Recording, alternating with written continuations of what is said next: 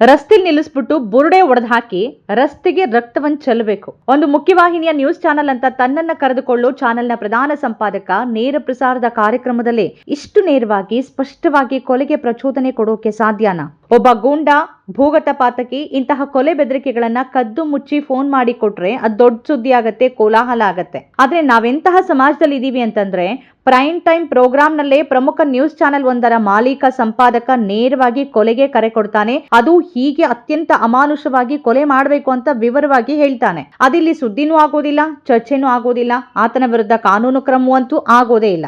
ತಿರುಪತಿ ಲಡ್ಡು ತಯಾರಿಕೆಗೆ ಪ್ರಾಣಿಗಳ ಕೊಬ್ಬು ಬಳಸಲಾಗಿದೆ ಅನ್ನೋ ಆರೋಪಗಳ ಬಗ್ಗೆ ಮಾತನಾಡ್ತಾ ಲೈವ್ ಕಾರ್ಯಕ್ರಮದಲ್ಲೇ ಕನ್ನಡದ ಪಬ್ಲಿಕ್ ಟಿವಿ ಸಂಪಾದಕ ರಂಗನಾಥ್ ಲಡ್ಡು ಅಲ್ಲಿ ಪ್ರಾಣಿಗಳ ಕೊಬ್ಬು ಬೆರೆಸಿದವರ ತಲೆ ಬುರುಡೆ ಒಡೀರಿ, ಅವರಿಗೆ ಬದುಕೋ ಹಕ್ಕಿಲ್ಲ ಅಂತ ತೀರ್ಪು ಕೊಟ್ಟಿದ್ದಾರೆ. ಮಾಡಿರೋನು ಯಾವನೇ ಇರಲಿ, ಜಗನ್ಮೋಹನ್ ಮಾಡಿರ್ಬೇಕಾಗಿಲ್ಲ. ಅವನ್ನ ಕೆಳಕೇಳ್ಕೊಂಡು ಬಂದು ತಿರುಪತಿ ಬೆಟ್ಟದ ಕೆಳಗಡೆ, ಬೆಟ್ಟದ ಮೇಲೆ ಪಾಪಕೃತ್ಯ ಮಾಡಕ್ಕಾಗಲ್ಲ, ರಸ್ತೆಯಲ್ಲಿ ನಿಲ್ಲಿಸಿ ಬುರುಡೆ ಕೆತ್ಬಿಟ್ಟು ರಕ್ತ ರಸ್ತೆಯಲ್ಲಿ ಹರ್ಕೊಂಡು ಹೋಗ್ಬೇಕು.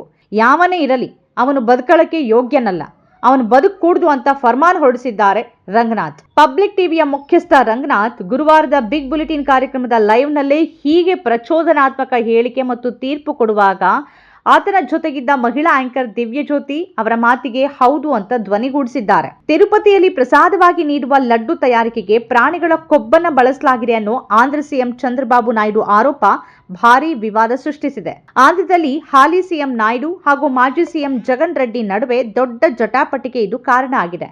ತಿರುಪತಿ ಲಡ್ಡಿನಲ್ಲಿ ಕೊಬ್ಬು ಬಳಸಿದ್ರೆ ಈ ಬಗ್ಗೆ ತನಿಖೆ ನಡೆಸಿ ಕ್ರಮ ಕೈಗೊಳ್ಳಬೇಕಿದೆ. ಕಾನೂನು ಮೂಲಕ ಪ್ರಕ್ರಿಯೆ ನಡೀಬೇಕಿದೆ.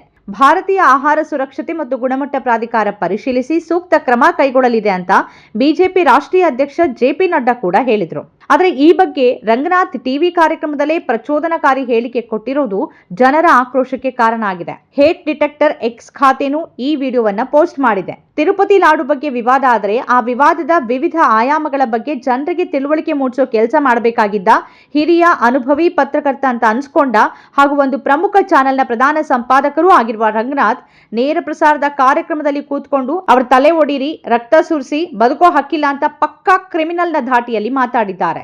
ಯಾವುದಾದ್ರೂ ಅಕ್ರಮ ಎಸಗಿದ್ರೆ ಅವರನ್ನ ರಸ್ತೆಯಲ್ಲಿ ನಿಲ್ಲಿಸಿ ಕೊಲೆ ಮಾಡಬೇಕು ಅಂತ ಈ ದೇಶದ ಕಾನೂನು ಹೇಳತ್ತಾ?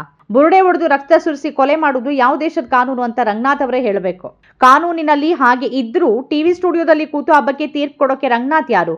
ಅವ್ರಿಗೇನ್ ಅಧಿಕಾರ ಇದೆ? ಪತ್ರಕರ್ತನ ಕೆಲಸ ಕೊಲೆ ಮಾಡಿ ಅಂತ ಫರ್ಮಾನ್ ಹೊರಡಿಸೋದಾ? ಕೊಲೆಗೆ ಕರೆ ನೀಡುವ ಕ್ರಿಮಿನಲ್ ಸಂಚು ರೂಪಿಸುವ ಆರೋಪದಲ್ಲಿ ಪಬ್ಲಿಕ್ ಟಿವಿ ರಂಗನಾಥ್ ಮೇಲೆ ಕಾನೂನು ಕ್ರಮ ಆಗಬೇಕು. ಆದ್ರೆ ಕರ್ನಾಟಕ ಸರ್ಕಾರ ಕ್ರಮ ಕೈಗೊಳ್ಳತ್ತಾ? ನಮ್ಮ ಕಾರ್ಯಕ್ರಮಗಳನ್ನ ನೀವು ನೋಡ್ತಾ ಇದ್ರೆ ನಮ್ಮ ಚಾನೆಲ್ ಅನ್ನ ಸಬ್ಸ್ಕ್ರೈಬ್ ಮಾಡಿ, ಪಕ್ಕದ ಬೆಲ್ ಐಕನ್ ಒತ್ತಿ ನಮ್ಮನ್ನ ಬೆಂಬಲಿಸಿ. ಹಾಗೆ ನಮ್ಮ ಕಾರ್ಯಕ್ರಮಗಳನ್ನ ಲೈಕ್ ಮಾಡಿ, ಕಮೆಂಟ್ ಮಾಡಿ, ಅದನ್ನ ಬೇರೆಯವರಿಗೂ ವಾಟ್ಸ್ಆಪ್ ಮೂಲಕ ಶೇರ್ ಮಾಡಿ. ನೀವು ಹೀಗೆ ಮಾಡಿದಾಗ ನಮ್ಮ ಚಾನೆಲ್ ಇನ್ನಷ್ಟು ಮತ್ತಷ್ಟು ಜನರಿಗೆ ತಲುಪಲು ನೀವು ನಮ್ಮೊಂದಿಗೆ ಸಹಕರಿಸಿದ ಹಾಗಾಗುತ್ತೆ. ಇದು ನೀವು ಯಾವುದೇ ಖರ್ಚಿಲ್ಲದೆ ಕೆಲವೇ ಸೆಕೆಂಡುಗಳಲ್ಲಿ ನೀಡಬಹುದಾದ ಸಹಕಾರ. ಧನ್ಯವಾದಗಳು.